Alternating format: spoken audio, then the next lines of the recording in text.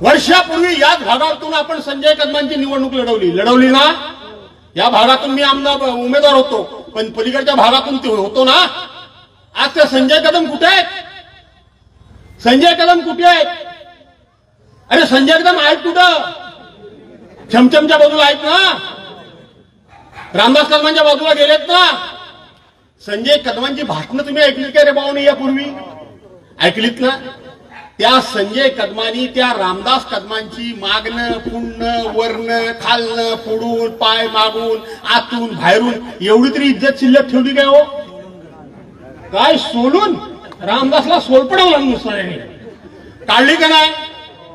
मी अनेक वेळेला संजय कदमांना म्हणायचो भाषण झाल्यानंतर की संजय राव, अशा प्रकारची भाषा वापरणं बरोबर नाही, ही भाषा योग्य नाही। तुम्ही रामदास कदमांच्या बाबतीत जी भाषा वापरता, त्यांच्या मुलाच्या बाबतीत जी भाषा वापरता, ही भाषा योग्य नाही। ते म्हणाले तुम्हाला माहित नाही, हा त्याच्या योग्यतेच्या पुढचा आहे रामदास कदम, त्याच्या पुढचा आहे। रामदास कदमांना मला सांगायचं आहे, तुम्ही लोकांनी विचार करा की दोस्ती कोणाबरोबर करावी, कोणाच्या मांडीला मांडी लावून बसावं, कोण नेता आपला मानावा, कोणाचा आदर्श आपल्या डोळ्यासमोर ठेवावा। तुम्ही सत्सक विवेक बुद्धीला स्मरून तुम्ही तुमच्या विचारलं पाहिजे, कोणीतरी सांगण्यापेक्षा। काय कमी काय पडलं होतं रामदास कदमांना? संजय कदमांना गरज होती, मी मान्य करतो। रामदास कदमांना काय कमी होतं? पैसे अडक्याची कमी नव्हती, मुलगा निवडून आला होता, राज्यमंत्री होता। तुम्ही सुद्धा तुमचं आता झालं तरी सुद्धा तुमचा आत्मा तडमडतोय, पण 4 वेळा नाही 6 वेळा आमदार झालात, विनोदी पक्ष नेते, काय विनोदीच ना, विनोदी पक्ष नेता झालात, पर्यावरणाचे आमदार मंत्री झालात, पर्यावरणाचे मंत्री, पर्यावरण म्हणजे पर्यावरण त्याचे मंत्री तुम्ही झालात। एवढं सगळं मिळाल्यानंतर तुमचं भाषण काय? उद्धव ठाकरे माझ्या पोराला संपवायला बसले, उद्धव ठाकरेंनी संपवायची सुपारी दिली, उद्धव ठाकरेंनी हे केलंय, उद्धव ठाकरेंनी ते केलंय। अरे संजय कदमांनी तर रामदास कदमांना हा एक प्रश्न विचारला होता एका भाषणामध्ये, 10 भाषणामध्ये, की रामदास कदम तू तर 1.5 फुटिया, मग तुझा पोरगा 6 फूट कसा? अर्थ काय होतो? अर्थ इतका भयानक होतो। अरे रामदास कदम तू राजकारणाकरता एवढा हलकट आहे, तू राजकारणाकरता एवढा लाचार आहे। संजय कदमाचा नाईलाज झाला म्हणून तो तुझ्याकडे आला, पण माझ्यासारखा असता तर संजय कदमाच्या मांडीला मांडी लावून बसला नसता। पण रामदास कदमासारखा लाचार, रामदास कदमा करता सत्य करता हलकट आणि चारित्र्य नसलेला माणूस उभ्या महाराष्ट्रामध्ये शोधून सापडणार नाही। हा आमच्या कोकणाचा कलंक आहे, कलंक आहे। राजकारणाकरता आपली कितीपत आपण आपली सगळी इज्जत धुळीला मिळवायची। मी संजय कदमांबद्दल काही म्हणजे मला संजय कदमांना गरज होती, त्यांचा नाईलाज झाला, ते पाठीमागे भले लागले असतील ताई, यांनी कसा घेतला त्याला बरोबर? यांनी कसा घेतला? हा सत्यकर्ता किती लाचार आहे, किती हलकट आहे, आणि हा लोकांना तत्वज्ञान शिकवतो। मी कधीही कोणाला अरे तुझे करत नाही, परंतु परवांच्या दिवशी रामदास कदमांनी शिवसेना प्रमुखांच्या मृत्यूनंतर जे केलेलं भाषण आहे, ते भाषण या महाराष्ट्रातला कोणालाही पटलेलं नाही आणि कोणाला पटता कामा नये। अहो बशीरभाई, दुश्मनाचा जरी असेल एखादा विरोधकाचा आई वडील, तरी सुद्धा अशा प्रकारचे उच्चार तोंडातून निघता कामा नयेत। या मताचा माणूस मी आहे। विरोधी नेत्याचा कोणी जरी असला तरी असे उच्चार निघता कामा नयेत। पण हे विचार ज्या शिवसेना प्रमुखांनी यांना 6 वेळा आमदार केलं, काय लायकी होती तुमची? कोण तुम्ही? काय तुमची कुवत काय होती? तुमची विद्वत्ता काय होती? तुमचा अभ्यास काय होता? तुमचं पक्षाकरता योगदान काय होतं? 0 योगदान। त्या परशुराम शेठची चिलीम भरणारा हा माणूस, चियार भरणारा हा माणूस, त्यांनी शिवसेना प्रमुखांच्या मृत्यूनंतर असं भाष्य केलेलं तुम्हाला पटलंय? कशी जीव वळते कशी तुमची? वळता कामा नये। अशा पद्धतीनं हा माणूस कोणाचाही होणार नाही। हा माणूस आपल्या आई वडिलांचा नाही, हा माणूस शिवसेना प्रमुखांचा झाला नाही, हा माणूस त्या ठिकाणी उद्धव साहेबांचा झाला नाही, हा देवेंद्र फडणवीसवर काय काय बोलला होता आणि देवेंद्र फडणवीसने याला विचारलं होतं, रे गाड्या तुझा पगार किती? ती क्लिप आहे, ऐका नाही. हा त्यांचा झाला नाही, अरे हा सख्या भावाचा झाला नाही. सख्या भावाला सुद्धा यांनी खोटे आरोप करून जेलमध्ये टाकला. राजेश पालकर, अरे तुमच्यासारख्यांचा तो कधी जिंदगीत होऊ शकत नाही.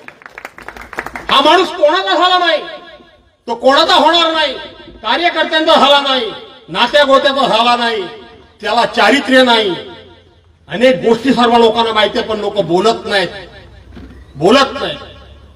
शेवटी एक म्हण आहे, माहिती आहे का नाही? थोडं ह्या सभेत मी बोललं नाही पाहिजे, पण हगणारला लाज नसते, बघणारला असते. बरोबर ना? बघणारला असते म्हणून लोक बोलत नाहीत. असं समजू नका की तुमचं काय सगळं चारित्र्य आणि चरित्र लोकांना काय माहित नाही, अशातला भाग नाही. लोकांना सगळं माहिती आहे. आणि म्हणून अशा लोकांच्या बरोबर कशा करता गेलात तुम्ही? कशा करता गेलात? काय करण्याकरता? विकास करण्याकरता? 2009 साली हा माणूस पराभूत झाला. त्यानंतर 13 वर्षानंतर मध्यंतरी या माणसाने फेऱ्या घातल्या सगळीकडे. निवाचा अगदी त्या निव्यापासून तर चोरवण्यापासून तर सगळीकडे अरुणाताई तुम्हाला माहिती आहे. आणि प्यागोडामध्ये बसल्याने 7 सरपंचाचा पक्षप्रवेश करून घेतला. किती? 7. मी या ठिकाणी बसतो, रामदास कदमांना बोलवा आणि विचारा, त्या 7 सरपंचांना तुम्ही निवेदन दिलीत आणि एवढी मंजुरीचं पत्र दिलं, त्यातलं एक तरी काम मंजूर झालंय काय? एकही मंजूर नाही काम. आता मी पणाळ्यातून ग्रामपंचायतीच्या कार्याचं उद्घाटन करून आलो. मी त्याला प्रश्न विचारला की 2 वर्षापूर्वी रामदास कदमांनी तुम्हाला 12 कामं मंजूर झाल्याचं पत्र दिलंय. 12 कामातले किती कामं मंजूर झाली? किती कामं झाली? एक पण नाही. तेव्हा आता 4 दिवसापूर्वी 8 दिवसापूर्वी पुन्हा 16 कामं मंजूर झाल्याचं खोटं पत्र दिलं. कशा करता? या भागातून पुरुष म्हणून या ठिकाणी लॉट पडलाय. खरं तर त्याचा लॉट बदलणार आहे, काय पडेल माहित नाही उद्या 13 तारखेला. पण आपल्या भावाला उभं करायचंय. हे बाहेरचं पार्सल तुम्ही मान्य कराल? मान्य आहे का? कशा करता हे सगळं चाललंय? खोटं नाटं, लोकांना फसवायचा, लोकांचा विश्वासघात करायचा. आपल्या बरोबर 25-30 वर्ष काम केलेल्या माणसानं थोडीशी आपण त्याची साथ सोडली, त्यांनी नाही सोडली. तो आपल्यापासून बाजूला झाला की त्याच्या लगेच चौकशा लावा. हे इथं बशीरबाई बसले, आयुष्यभर त्यांच्याबरोबर त्यांनी काम केलं. यांनी सांगावं, हे वाळूचा धंदा हे करत होते, त्याच्याबरोबर असताना करत होतात की नव्हतात? मी कधी त्रास दिला? कोणाच्या पोटावर मी मारलं नाही. पण हे बशीरबाई इथं माझ्याबरोबर राहिलं तर एवढे मोठं डी काय ओरडत असतो, नुसता मागं फोडबिडी आहे. एवढे डी वाळूचे. अरे तुझ्या बरोबर होता, तुझे काही डोळे फुटले होते काय? तुझे डोळे फुटले होते? कोणाबद्दल काही बोलायचं? मुस्लिम समाजाबद्दल काही बोलला की नाही बोलला? आणि मग मुस्लिम समाजाच्या घरात जाऊन ती माझी ना क्लिप माझी नाही, ती दुसऱ्याची. आता मगाशी मी चाललो होतो, अंकुश आहे का रे मोबाईल, तो चाललो होतो आणि सहज आपला मोबाईल चालत होतो आणि एक मला क्लिप ऐकायला मिळाली. मी याच्या अगोदर ऐकली नव्हती. तो कोणतरी हेमंत पाटील आहे आपल्या संभाजीनगरचा, त्याच्या नांदेडचा आहे तो. त्याच्याशी हा बोलतोय रामदास कदम की ओबीसी आणि मराठी यांच्या आरक्षणामध्ये ओबीसी समाजाच्या विरोधात मी कोर्टात कसा गेलोय, मी खर्च कसा करतोय, मी ओबीसी समाजाला मी जवळ कसा करणार नाही, त्यानं त्यांची आमची रोटीबिटी कशी व्यवहार होत नाही. आणि आजची गोष्ट तुला सांगतो, 7 नोव्हेंबरला आपली तारीख ठरलेली आहे. मी वकिलाला पैसे दिले, मी कोर्टात गेलोय. दोन्ही बाजूने बोलायचं. इकडे ओबीसीला काय सांगायचं, आम्ही तुमच्या मागावर. तिकडे मराठ्यांना काय सांगायचं, मी ओबीसीच्या विरोधात आहे.